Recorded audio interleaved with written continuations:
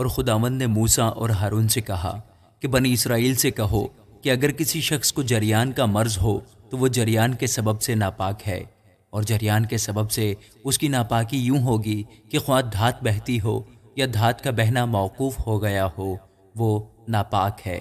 جس بستر پر جریان کا مریض سوئے وہ بستر ناپاک ہوگا، اور جس چیز پر وہ بیٹھے وہ چیز ناپاک ہوگی۔ اور جو کوئی اس کے بستر کو چھوئے وہ اپنے کپڑے دھوئے اور پانی سے غسل کرے اور شام تک ناپاک رہے۔ اور جو کوئی اس چیز پر بیٹھے جس پر جریان کا مریض بیٹھا ہو وہ اپنے کپڑے دھوئے اور پانی سے غسل کرے اور شام تک ناپاک رہے۔ اور جو کوئی جریان کے مریض کے جسم کو چھوئے وہ بھی اپنے کپڑے دھوئے اور پانی سے غسل کرے اور شام تک ناپاک رہے۔ اور اگر جریان کا مریض کسی شخص پر جو پاک ہے تھوک دے تو وہ شخص اپنے کپڑے دھوئے اور پانی سے غسل کرے اور شام تک ناپاک رہے۔ اور جس زین پر جریان کا مریض سوار ہو وہ زین ناپاک ہوگا۔ اور جو کوئی کسی چیز کو جو اس مریض کے نیچے رہی ہو چھوئے وہ شام تک ناپاک رہے۔ اور جو کوئی ان چیزوں کو اٹھائے وہ اپنے کپڑے دھوئے اور پانی سے غسل کرے اور شام تک ناپاک رہے۔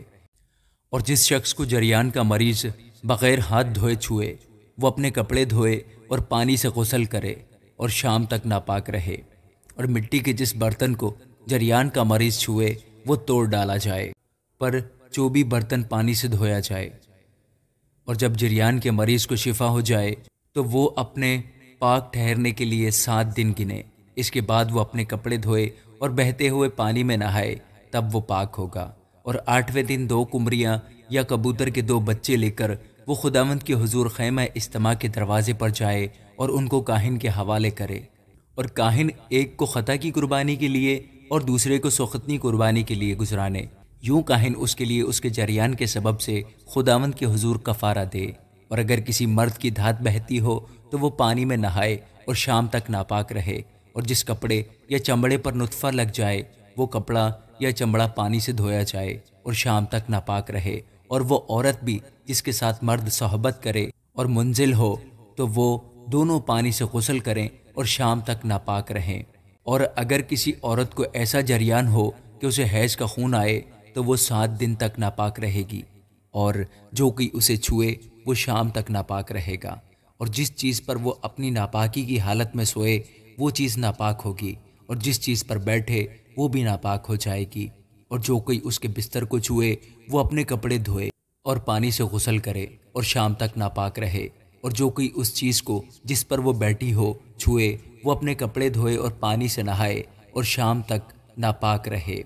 اور اگر اس کا خون اس کے بستر پر یا جس چیز پر وہ بیٹھی ہو اس پر لگا ہوا ہو اور اس وقت کوئی اس چیز کو چھوئے تو وہ شام تک ناپاک رہے۔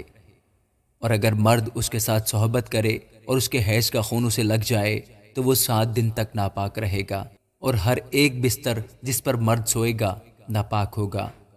اور اگر کسی عورت کو ایام حیض کو چھوڑ کر یوں بہت دنوں تک خون آئے یا حیض کی مدت گزر جانے پر بھی خون جاری رہے تو جب تک اس کو یہ میلا خون آتا رہے گا تب تک وہ ایسی ہی رہے گی جیسی حیض کے دنوں میں رہتی ہے، وہ ناپاک ہے۔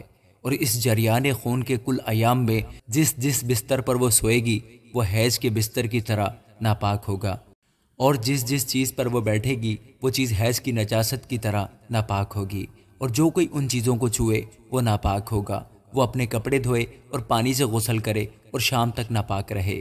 اور جب وہ اپنے جریان سے شفا پا جائے تو 7 دن گنے، تب اس کے بعد وہ پاک ٹھہرے گی۔ اور 8ویں دن وہ 2 قمریاں یا کبوتر کے 2 بچے لے کر ان کو خیمہ اجتماع کے دروازے پر کاہن کے پاس لائے، اور کاہن ایک کو خطا کی قربانی کے لیے اور دوسرے کو سوختنی قربانی کے لیے گزرانے۔ یوں کاہن اس کے ناپاک خون کے جریان کے لیے خداوند کے حضور اس کی طرف سے کفارہ دے۔ اس طریق سے تم بنی اسرائیل کو ان کی نجاست سے الگ رکھنا، تاکہ وہ میرے مقدس کو جو ان کے درمیان ہے ناپاک کرنے کی وجہ سے اپنی نجاست میں ہلاک نہ ہوں۔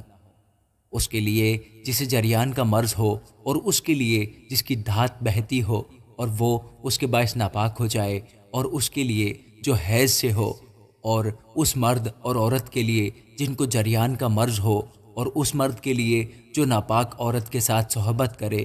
شرع یہی ہے۔ آمین۔